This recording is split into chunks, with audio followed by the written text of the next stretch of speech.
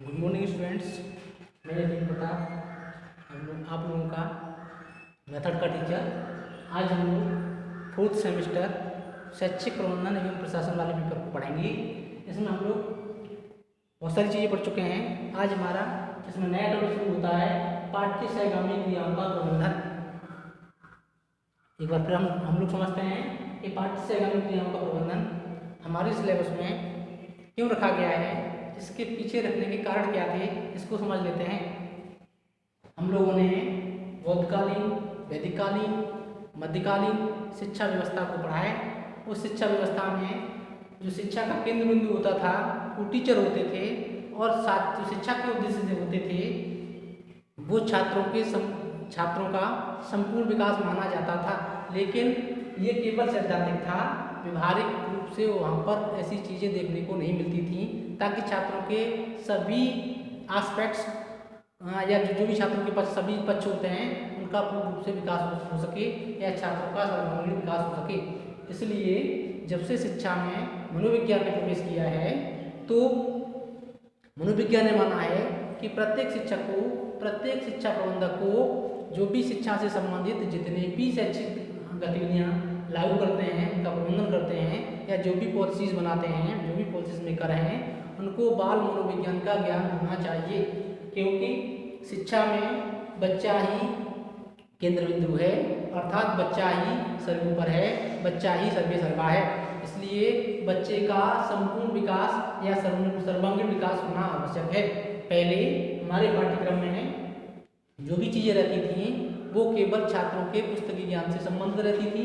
उनको अतिरिक्त जो गतिविधियाँ थीं उनको पाठ्यक्रम का हिस्सा नहीं माना जाता था, पाठ्यक्रम से उनको बाहर रखा गया था। लेकिन वास्तविकता ये है कि किसी भी छात्र का विकास तभी हो सकता है जब उसका संपूर्ण विकास किया जाए, उसका सर्वांगीण विकास किया जाए, उसके जितने भी पक्ष हैं उनको बराबर विकसित होने का अवसर दिया जाए। इसलिए हमारे सिलेबस में जो भी शिक्षा से संबंधित पॉलिसी मेकर हैं उन्होंने पाठ्य सहगामी क्रियाओं के प्रबंधन की व्यवस्था की है। पाठ्य सहगामी क्रियाओं को हमारे सिलेबस में रखा है। इसलिए डीएलएड फोर्थ सेमेस्टर में शैक्षिक प्रबंधन के पेपर में पाठ्य सहगामी क्रियाओं के प्रबंधन को अनिवार्य रूप से रखा गया है। ये कुछ बैकग्राउंड था जो हमारे पेपर में रखने के पीछे शिक्षा शास्त्रियों का या शिक्षा नियोक्ताओं का उद्देश्य था, वो हमने समझा। अब आगे देखते हैं इसका अर्थ क्या है, पाठ्य सहगामी क्रियाओं का अर्थ क्या है वो समझते हैं। को करिकुलर एक्टिविटीज पाठ्य सहगामी क्रियाएं क्या हैं इनको समझते हैं। मैं अभी बता रहा था आप लोगों को कि शिक्षा में हमारे जो शिक्षा शास्त्री थे उन्होंने फोर्थ पेपर में पाठ्य सहगामी क्रियाओं का प्रबंधन किया है। इसलिए क्या है, छात्रों का सर्वांगीण विकास हो सके, छात्रों के हाथ, हृदय, मस्तिष्क और उससे संबंधित जो भी एस्पेक्ट्स हैं उनका पूर्ण रूप से विकास हो सके। केवल एक ही पक्ष का विकास ना हो, छात्रों के संपूर्ण पक्षों का विकास हो। और जब छात्र के संपूर्ण जो पक्ष होते हैं उनका विकास होगा तो छात्र समाज के लिए उपयोगी साबित होगा, छात्र समाज के लिए कुछ योगदान देगा, उसके कुछ योगदान होंगी जो समाज के लिए बहुत ही लाभकारी होगी। इसलिए अब इसके अर्थ को नए आ जाते हैं कि जो भी हमारे पाठ्यक्रम से बाहर की चीज़ें थी जिनको पाठ्यक्रम में शामिल नहीं किया जाता था उनको पाठ्यक्रम में शामिल करना ही पाठ्य सहगामी क्रियाओं के अंतर्गत माना जाता है। अब जो पाठ्यक्रम के विषय होते थे उनके अलावा जो विषय होते थे उनको भी पाठ्यक्रम का हिस्सा मान लिया गया है। इसलिए इन क्रियाओं को, करिकुलर एक्टिविटीज़ को अनिवार्य रूप से पाठ्यक्रम में शामिल किया जाना है। अनिवार्य रूप से इन गतिविधियों को पाठ्यक्रम में शामिल किया जाना है। इन गतिविधियों को ही करिकुलर एक्टिविटीज़ कहते हैं, को करिकुलर एक्टिविटीज़ कहते हैं, पाठ्य सहगामी क्रियाएं कहते हैं। ठीक है, ये इसका अर्थ रहा। अब इसको समझते हैं, इसके कुछ अन्य नाम भी हैं जिनसे ये जाना जाता है। इसको समझते हैं। पहला है पाठ्येतर प्रवृत्तियाँ, अर्थात जो प्रवृत्तियाँ, जो टेंडेंसीज, जो एक्टिविटीज़ हमारे पाठ्यक्रम का हिस्सा नहीं मानी जाती हैं उनको एक्स्ट्रा करिकुलर एक्टिविटीज़ कहते हैं, उनको पाठ्येतर क्रियाएं कहते हैं, प्रवृत्तियाँ कहते हैं।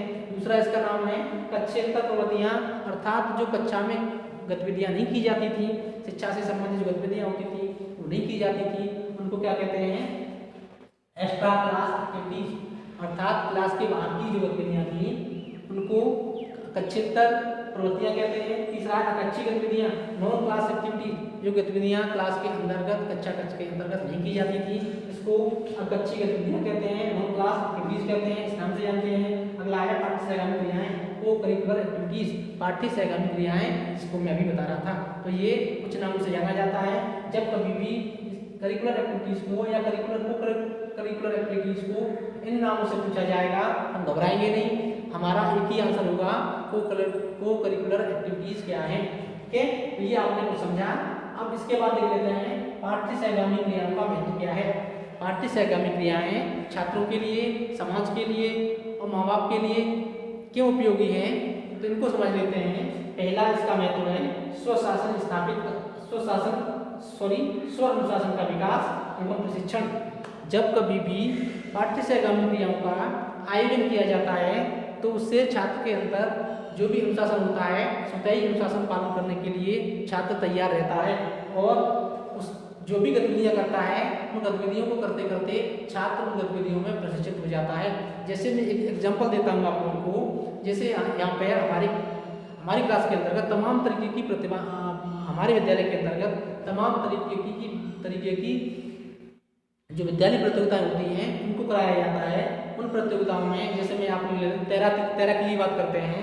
तैराकी के द्वारा जब छात्रों को प्रतियोगिता करने के लिए प्रतिभाग के लिए तैयार किया जाता है, छात्र इन प्रतियोगिताओं में प्रतिभाग करते हैं, तो तैराकी से संबंधित जितने भी नियम होते हैं छात्रों को पहले से ही पता रहते हैं। छात्र किसी भी नियम को तोड़ते नहीं हैं, छात्र उनका पालन करने के लिए स्वयं से ही तैयार रहते हैं। और छात्रों को जो एक सैद्धांतिक बात होती है कि छात्र तैरना सीख जाएंगे, तैरने के लिए क्या क्या करना पड़ता है वो छात्र स्वयं ही क्या करते हैं, व्यवहारिक रूप से करते हैं। जब छात्र स्वयं तैरते हैं या तैरने की प्रयत्न करते हैं, उसमें प्रतिभाग लेते हैं, तो उस क्रिया में वो क्या होते हैं, प्रशिक्षित हो जाते हैं।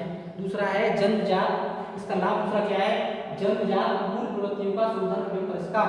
जैसे मैंने कहा कि जो बच्चे के अंतर्गत तमाम तरीके की प्रवृत्तियाँ होती हैं, जो अच्छी भी होती हैं और गलत भी होती हैं। जब छात्र किसी भी प्रतियोगिता में जो विद्यालयी व्यवस्था में होती हैं, विद्यालय के अंतर्गत होती हैं, कक्षा जो आपका पाठ्यक्रम होता है उससे इतर होती हैं, जब उनमें प्रतिभाग करता है तो उनमें जो छात्र होते हैं, जो और प्रतियोगी छात्र होते हैं, उनके द्वारा जो चीज़ें सीखता है, उनके द्वारा चीज़ों को देखता है, उनके द्वारा चीज़ों को व्यवहार में अमल करता है, तो उनकी जो मूल दोष होते हैं, उनकी जो प्रवृत्तियाँ होती हैं वो दूर हो जाते हैं। और तीसरा क्या है, उनमें परिष्कार हो जाता है, अपने आप में उन चीज़ों को वो संशोधित करके नए रूप में उसको ग्रहण कर लेते हैं। अगला इसका महत्व है करके सीखने पर बल।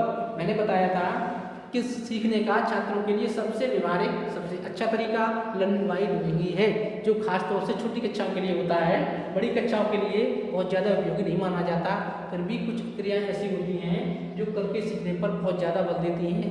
और इससे क्या होता है, छात्रों का ज्ञान, एक तो छात्र सीखने में रुचि लेंगे, दूसरा छात्रों का सीखा गया ज्ञान स्थायी हो जाएगा। इसलिए करके सीखने पर ये को करिकुलर एक्टिविटीज़ बल देती हैं, उस पर ज़्यादा जोर देती हैं।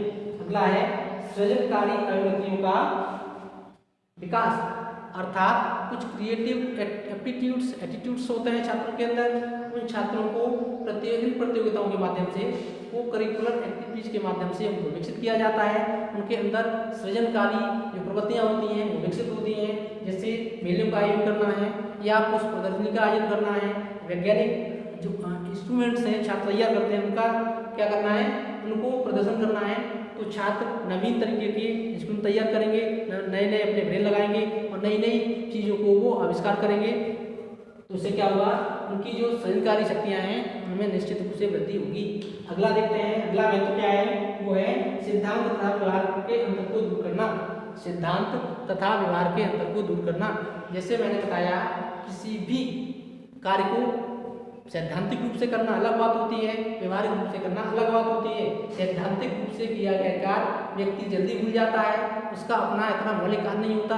जब व्यक्ति उस कार्य को स्वयं अपने व्यवहार में ढालता है, अपने आचरण द्वारा करता है, तो क्या होता है, उसमें जो सिद्धांत और व्यवहार में अंतर है वो दूर हो जाता है। हम एक एग्जाम्पल ले लेते हैं, यदि छात्र कोई डिबेट की बात करते हैं, हम वाद विवाद की बात करते हैं, कोई दो टॉपिक हैं, यदि छात्र आपस में वाद विवाद करेंगे, उनकी जो तर्क की शक्ति होगी, जो अपनी बात को दूसरे से कन्विंस कराने की शक्ति होगी, वो बहुत ज़्यादा होगी। जबकि हम केवल थ्योरेटिकल रूप में हम खाली सोचते रहें, छात्रों को वास्तविक रूप से इसके अवसर ना दें, तो उनके अंतर्गत व्यवहार और सिद्धांत में जो अंतर है हमेशा बना रहेगा, इस अंतर को कभी भी दूर नहीं कर पाएंगे। इसलिए पाठ्य से आगामी क्रियाओं द्वारा व्यवहार में और जो सैद्धांतिक ज्ञान होता है, दोनों में अंतर करना छात्र सीख जाता है। अगली बात करेंगे खेल भावना का विकास। इसके द्वारा को करिकुलर एक्टिविटीज के द्वारा, पाठ्य से आगामी क्रियाओं के द्वारा छात्रों के अंदर खेल भावनाओं का विकास होता है। खेल भावना जैसी प्रवृत्ति का विकास होता है, जो समाज के लिए, देश के लिए, एक समुदाय के लिए, परिवार के लिए बहुत आवश्यक है। छात्र किसी भी प्रतियोगिता को केवल खेल भावना से खेलें, हार और जीत की भावना से ना खेलें, पूरी शक्ति के साथ खेल भावना का प्रदर्शन करें और किसी भी तरीके से नेगेटिव भावना का प्रदर्शन करने के यहाँ अवसर कम होते हैं, क्योंकि जब भी छात्र खेल भावना से उतर जाएगा तो निश्चित रूप से उसको दंडित किया जाएगा। इसलिए इन पाठ्य आगामी क्रियाओं द्वारा छात्रों के अंदर खेल भावना का निश्चित रूप से विकास होता है। अच्छा, आगे देखते हैं अच्छी यादों का निर्माण। अब देखते हैं, जब भी पाठ्य से आगामी क्रियाओं का आयोजन किया जाता है, उन पाठ्य से आगामी क्रियाओं के द्वारा छात्रों के अंदर हेल्दी जो हैबिट्स होती हैं उनका विकास होता है, स्वस्थ आदतें होती हैं उनका विकास होता है, जो गलत आदतें होती हैं या दोषपूर्ण आदतें होती हैं वो स्वयं ही दूर हो जाती हैं। तो ये इसका अगला घटक था। चौथा है समय का सदुपयोग। खेल प्रतियोगिताओं द्वारा, पाठ्य से आगामी क्रियाओं द्वारा छात्र समय के महत्व को समझते हैं और उस समय का अच्छे से उपयोग करना भी सीख जाते हैं। इनका ये महत्व था। अगला है सांस्कृतिक भावनाओं का विकास। जब कभी भी विद्यालय के अंदर कल्चरल प्रोग्राम होते हैं, सांस्कृतिक प्रोग्राम होते हैं, उन प्रोग्रामों के द्वारा छात्रों के अंदर सांस्कृतिक गुणों का विकास होता है। अगला है और भी तमाम इसके महत्व हैं, जैसे प्रजातांत्रिक मूल्यों का विकास। जब छात्रों को इन क्रियाओं का आयोजन कराया जाता है विद्यालय के अंदर, तो छात्रों के मन में जो जनतांत्रिक भावना होती है, लोक कल्याण की भावना होती है, उसका विकास होता है। तो ये कुछ महत्व थे जिसको मैंने आप लोगों को बताया। आप चाहें तो इसका स्क्रीनशॉट ले लें या इसको नोट डाउन कर लें।